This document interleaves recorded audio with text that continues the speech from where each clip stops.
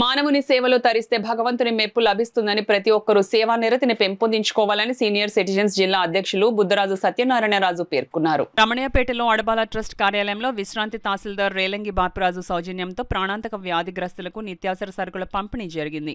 ఈ సందర్భంగా ఆయన మాట్లాడుతూ సర్వకాల సర్వావస్థలో పరులకు మేలు చేయాలన్న తలంపు ఉండాలన్నారు. గ్రంథాలయ విశ్రాంత అధికారి చింతపల్లి సుబ్బారావు మాట్లాడుతూ పేదల దీవెనలే భగవంతుడు ఆశీస్సులుగా ప్రతి ఒక్కరూ దానగుణాన్ని అలవర్చుకోవాలని అన్నారు. ఆ దిశగా విశ్రాంతి తహసీల్దార్ రేలంగి బాపురాజు తన పెన్షన్ మొత్తం నుండి కొంత శాతాన్ని సేవా కార్యక్రమాలకు వెచ్చించడం అభినందనీయమని అన్నారు. ఈ కార్యక్రమంలో అడబాల రత్నప్రసాద్, డాక్టర్ శిరీష ప్రసాద్ నాయుడు తదితరులు పాల్గొన్నారు. నమస్కారం అండి.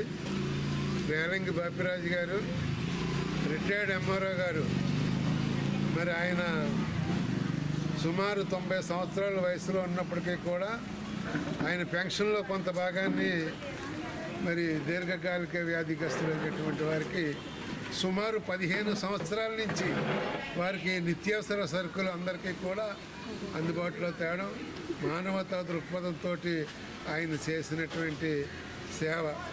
సీనియర్ సిటిజన్ అయ్యి ఉండి కూడా ఆయన కుటుంబాన్ని ఆయన పోషించుకుంటూ కొంత భాగాన్ని మరి వీళ్ళందరికీ కూడా వెచ్చించడం అభినందనీయం. ఎన్నో స్వచ్ఛంద సంస్థల తరపున వాళ్ళకి ఆహార దినుసులు అందించేటటువంటి కార్యక్రమంలో భాగంగా మన సీనియర్ సభ్యులు అదేవిధంగా ఎంఆర్ఓగా చేసి పదవీ విరమణ చేసిన తర్వాత ఆయనకు వచ్చేటటువంటి పెన్షన్లో ఈ ప్రాణాంతక వ్యాధిగ్రస్తులకి మానవతా దృష్టితో చేసేటటువంటి సేవలో భాగంగా వారికి సహకారం అందించేటటువంటి కార్యక్రమం చేస్తున్నారు.